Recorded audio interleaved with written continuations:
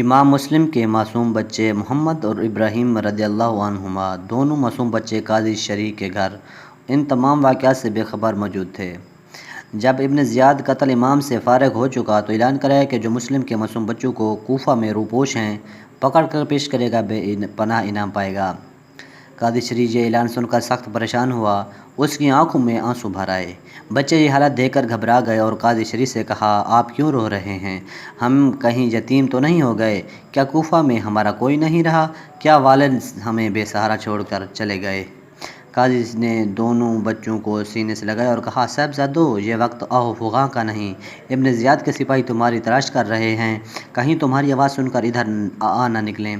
صبح ایک قافلہ دروازہ اراکین سے مدینہ منورہ جا رہا ہے، اس کے ساتھ تمہیں کر دیتا ہوں، اللہ کو منظور ہوا تو مدینے پہنچ جاؤ گے۔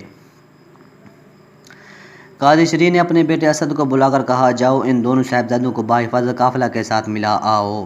اسد دروازہ اراکین پر پہنچا تو دیکھا قافلہ جا چکا تھا، دور گرد نظر آ رہی تھی۔ اسد نے کہا، جلدی کرو، دوڑ کر قافلے سے مل جاؤ۔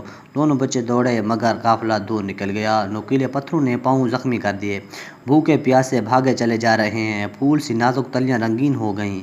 تمام دن دوڑتے رہے، رات ہو گئی۔ بڑے نے چھوٹے بھائی سے کہا، رات کہیں سو جائیں، مگر چھوٹا بولا، بھائی جان کہیں سپاہی گرفتار نہ کر لیں، ابھی ہم کوفہ سے زیادہ دور نہیں آئے ہیں، ہمیں رات میں بھی سفر جاری رکھنا چاہیے۔ رات کی سیاہی گہری ہوتی چلی گئی، پتا ہلتا تو ڈر جاتے ہیں، جنگل بیابانوں کو طے کرتے چلے گئے۔ صبح ہونے کو تھی تو کہنے لگے، ہم یقیناً کوفہ سے کہیں دور نکل آئے ہوں گے، مگر پو پھٹی تو دیکھا کوفہ کے مکانات سامنے تھے۔ چھوٹے بھائی نے کہا، بھیا راستہ بھول گئے ہیں، بھوک اور پیاس کی شدت سے نڈال ہو گئے، چمنستان نبوی کے مہکتے پھول مرجھا رہے تھے، کہیں چھپنے کا ارادہ کر ہی رہے تھے کہ ایک ظالم سپاہی نے پکڑ لیا۔ دونوں لال ابن زیاد کے دربار میں سہمے کھڑے ہیں۔ ابن زیاد نے حکم دیا، انہیں جیل خانے بھجوا دیا جائے اور کھانے پینے کی کچھ نہ دیا جائے۔ جیل کا داروغہ مشکور نہایت نیک طبیعت انسان تھا، آدھی رات کو کھانا کھلا کر قادسیہ کی راحت کی طرف لے گیا اور اپنے انگوٹھی دے کر کہا، سیدھے قادسیہ چلے جاؤ اور وہاں میرا بھائی کوتوال ہے، اسے یہ انگوٹھی دکھا کر سارا ماجرا کہنا تو وہ تمہیں کسی طریقے سے مدینہ پاک پہنچا دے گا، اور یہاں مجھ پر جو گزرے گی میں سہ لوں گا، مگر ناخن تدبیر گرہ تقدیر کے کھلنے سے عاجز ہے، قدرت کو کچھ اور ہی منظور تھا۔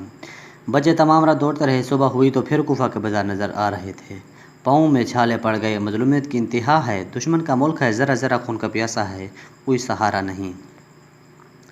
پیاس بجھانے کے لیے تالاب کے کنارے گئے تو ایک عورت پانی لینے کے لیے آ رہی تھی۔ اس عورت نے دونوں بچوں کو دیکھ کر پوچھا، تم کون ہو؟ بچوں نے کہا، ہم مسلم بن عقیل کے بیٹے ہیں، یہاں ہمارا کوئی نہیں، ہم ہاتھ باندھ کر عرض کرتے ہیں، ہمیں مت مارنا، ہم بے قصور ہیں۔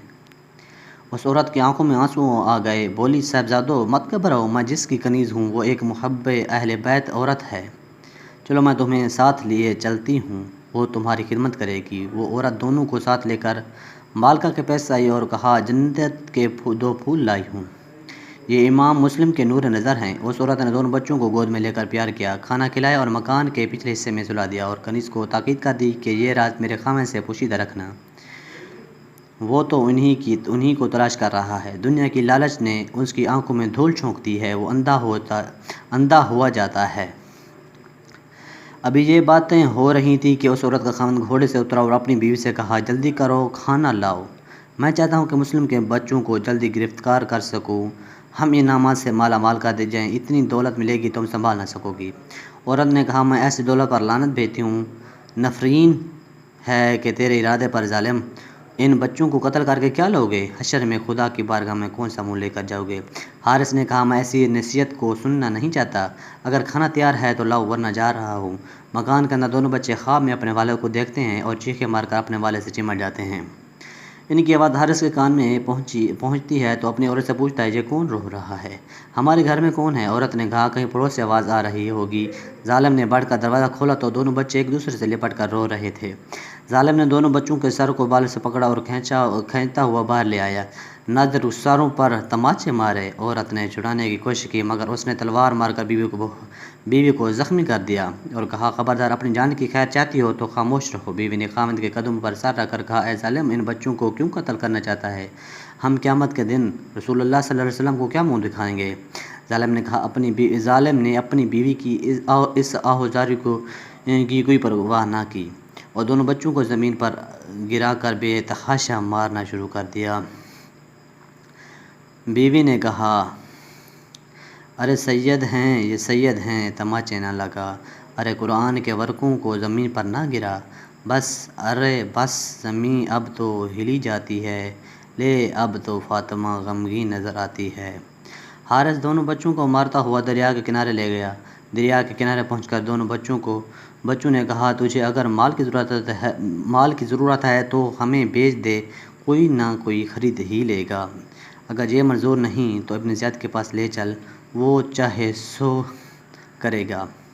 حارث نے کہا، اگر میں تمہیں بیچ دوں تو وہ مجھے اتنی رقم وصول نہیں ہوگی جتنی ابن زیاد مجھے انعام میں دے گا، لہذا میں تمہیں یہیں قتل کروں گا، ہو سکتا ہے دربار میں تمہیں کوئی چھڑا لے۔ ظالم نے ظلم کی تلوار اٹھائی تو چھوٹا بچہ آگے بڑھا اور کہا، مجھے پہلے قتل کیجیے، بڑے نگاہ نہیں، اپنے چھوٹے بھائی کو تڑپتا ہوا نہیں دیکھ سکتا، پہلے مجھے قتل کیجیے۔ حارث نے کہا کہ میں تمہیں قتل ہونے کا شوق ہے؟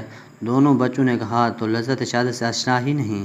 پھر دونوں بچے سجدے میں گر گئے۔ حارث نے کہا، کیا تمہارا سجدہ تمہیں میری تلوار سے بچا لے گا؟ وہ بولے، یہ شیوا ہے مشہور ہمارا، سر دینا عبادت میں ہے دستور ہمارا۔ آخر دونوں بچے کلمہ طیبہ کا ورد کرتے ہوئے شہید ہو گئے۔ انا للہ و انا الیہ راجعون۔ ظالم نے دونوں بچوں کے جسموں کو دریا میں پھینک دیا، دونوں جسم آپس میں مل گئے۔